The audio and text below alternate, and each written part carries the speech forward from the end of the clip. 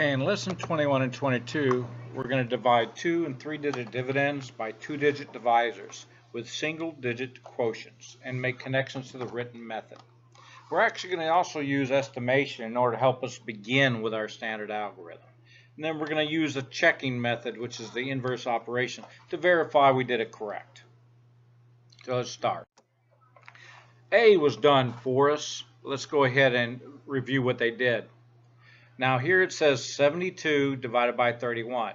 To estimate that, I would take it to 30, and multiples of 30, which is less than 72, would be 60.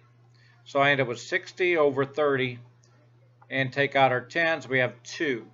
So we know when we write our standard algorithm of 72 divided by 31, we're going to put 2 in our quotient. Then 2 times 31 was 62. We subtract 62 from 72, we have 10, and then it gives us our remainder of 10. To check, we're going to multiply 31, which is our divisor, times 2, which is our quotient, and we get 62. Then we have to add our remainder to 62 to get 72, and we know that the answer we got matches our dividend, so we have a correct answer. Let's do B. Okay, so we're going to round to 20. Multiples of 20, the closest thing that does not go over would be 80. Write it as a fraction, 80 over 20. That makes it 4.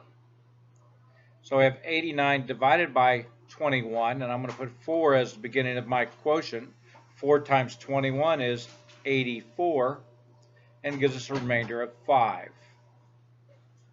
Now to check it, I'm going to do 21 times 4, which gives us 84, and a remainder of 5 gives us 89, exactly what we started with.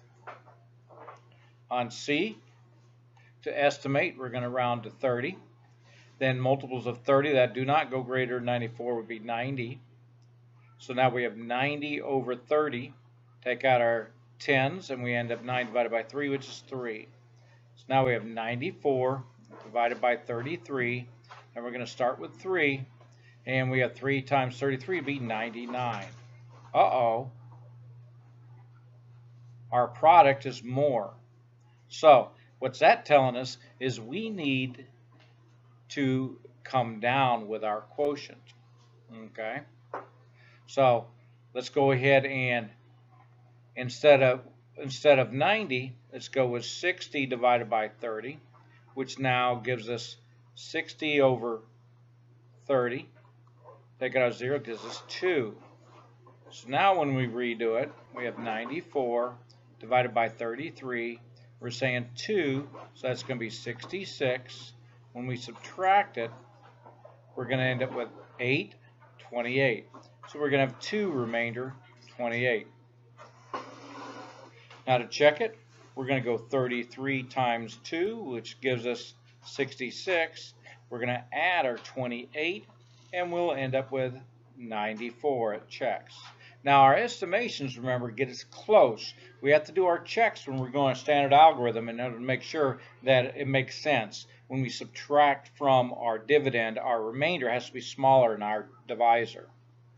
Our last one on D, 19 is close to 20. And multiples of 20 less than 67 would be 60. So we have a 60 over 20. Take out our zeros, and we know our estimate is 3. So now we have 67 divided by 19, and we're going to start with 3. 3 times 9 is 27. 3 times 1 is 3, and 2 is 5. And we have the remainder 10. Now to check, we got 19 times 3, which is 9 times 3 is 27. 3 times 1 is 3, and 2 is 5. So 57 plus our 10, and we get 67, exactly what our dividend was. E, once again, we're going to estimate 25. We're going to go to 30 divided by, and 79 is closer to 60. So now we have 60 over 30. Take out our tens, and we end up with 2. 79 divided by 25. We're going with 2. 2 times 5 is 10. 2 times 2 is 4. 1 is 5. we end up with 29. Our estimate. We can see that we have 29 where our divider is 25. So I could have actually taken one more out of that. That would have made my quotient 3 with a remainder 4.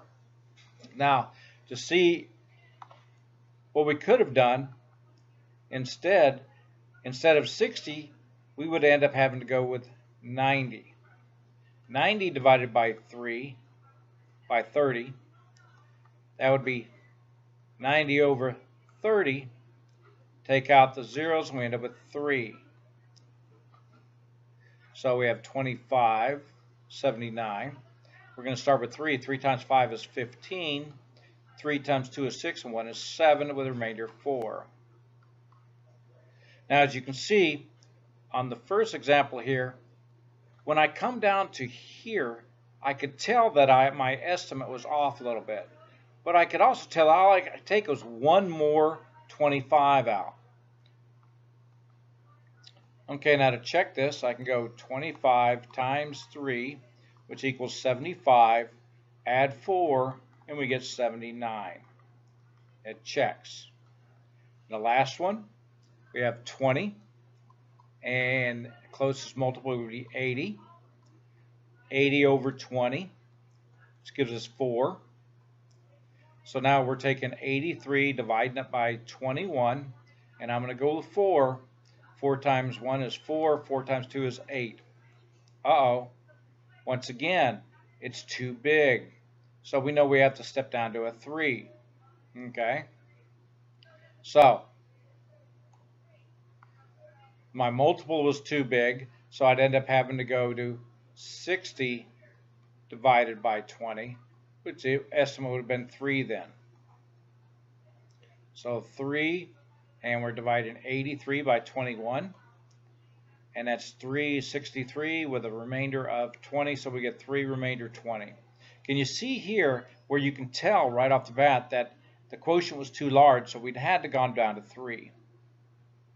Now to check, 21 times 3 is going to give us 63 plus 10, should be plus 20, because this should have been a remainder 20, gives us 83.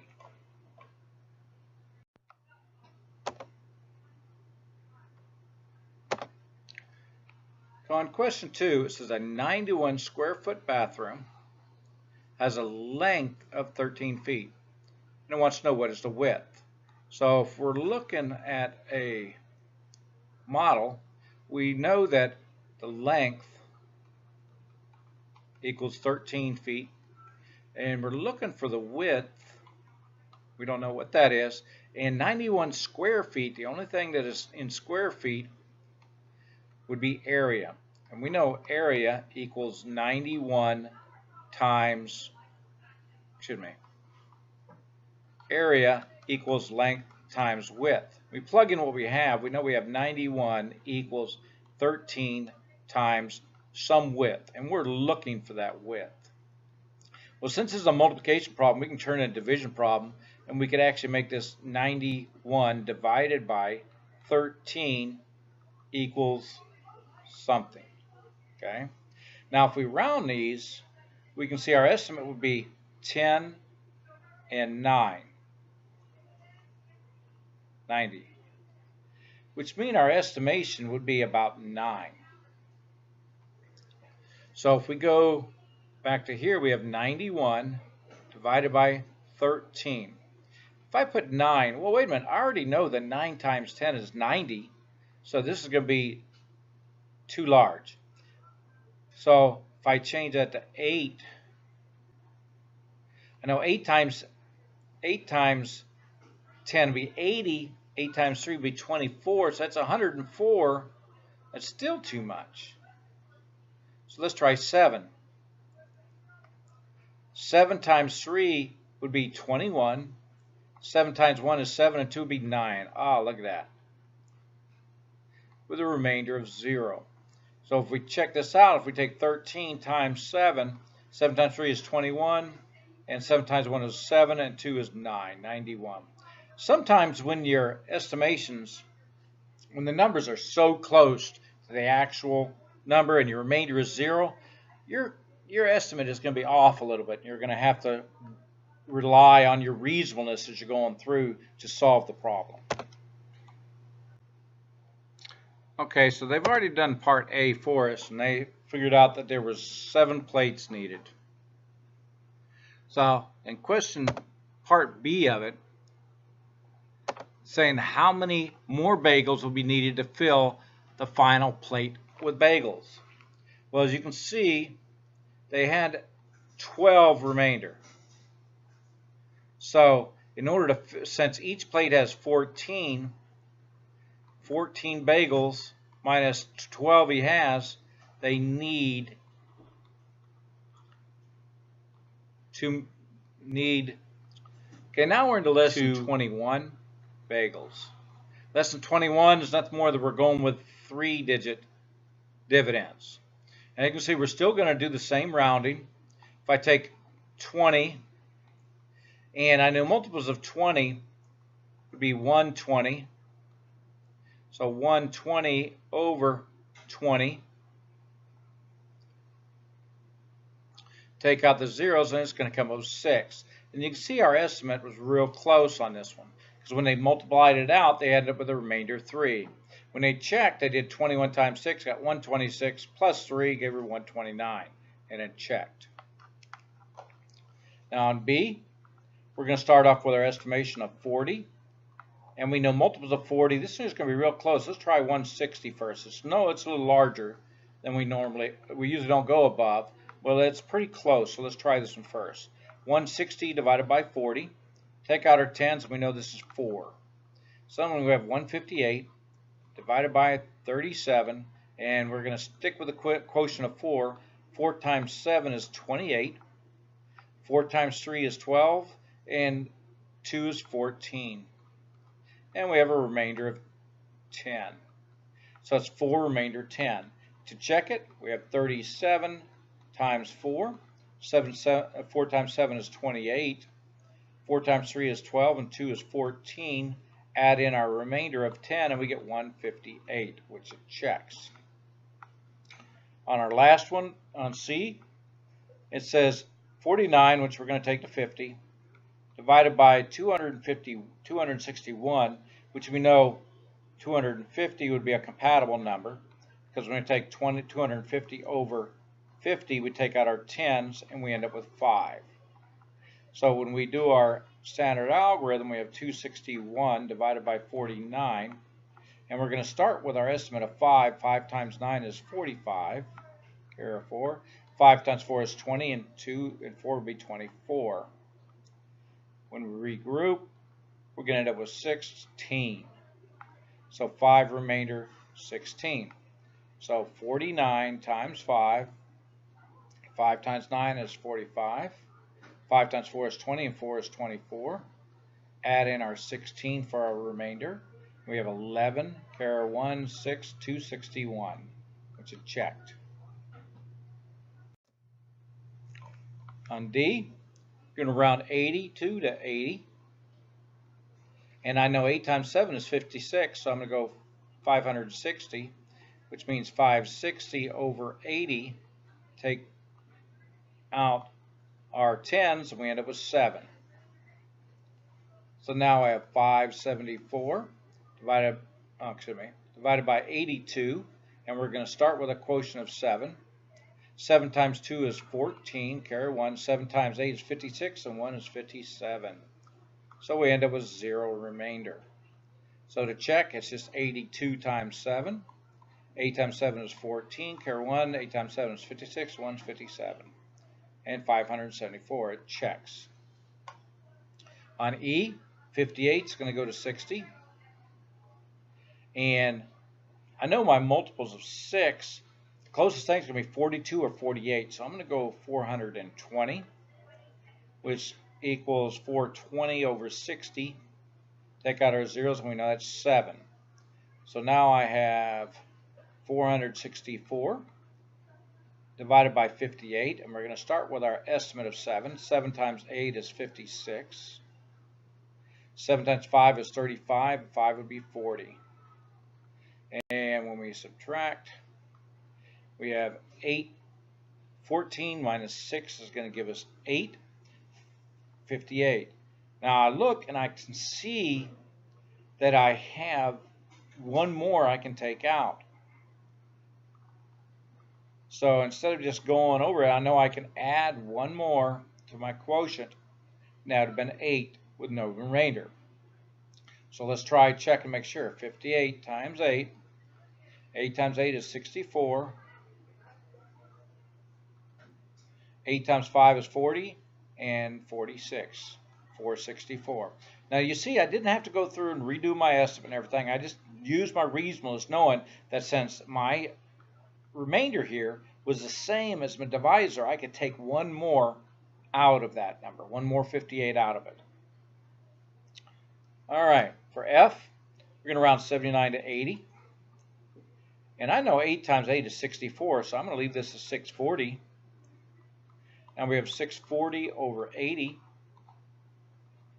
Take out those zeros, and I know that's 8. So now we have 640 divided by 79, and I'm going to start with my estimate of 8. 8 times 9 is 72. 8 times 7 is 56, and 7 would be 63. So when I subtract, I'm going to end up with a remainder of 8. So now to check, we have 79 times 8. 8 times 9 is 72. 8 times 7 is 56, and 7 is 63, plus our 8 gives us 640. It checks. Number 2, it takes Jawan exacting 35 minutes by car to get to his grandmother's. The nearest parking area is a 4-minute walk from her apartment. One week, he realized he spent 5 hours and 12 minutes traveling to her apartment and then back home. How many round trips did he make to visit his grandmother? Okay, now this is a tricky one, so we need to follow through with it. It takes Jawan exactly 35 minutes by car to get to his grandmother's. The nearest parking area is 4-minute walk to her apartment. One week he realized he spent 5 hours 12 minutes traveling to her apartment and then back. How many round trips did he make to his grandmother? All right. So, as we can see here, 35 minutes plus 4 minutes from the walk to the apartment, that means it's going to be 39 minutes total. Now that's one way. 35 minutes to get there, 4 minutes to walk from the apartment. So we know that's going to be twice. So 39 and 39 is going to give us 78. So each trip is 78 minutes. Now it says 1 week he realized he spent 5 hours and 12 minutes. So I can see, and they want to know how many round trips. So if I take 5 hours, 12 minutes, and divide that by 78 minutes, that will work, except for I have hours and minutes here. So I need to sit there and either make them all hours or all minutes, and I obviously can't make them all hours, so I'm going to have to make 5 hours into minutes.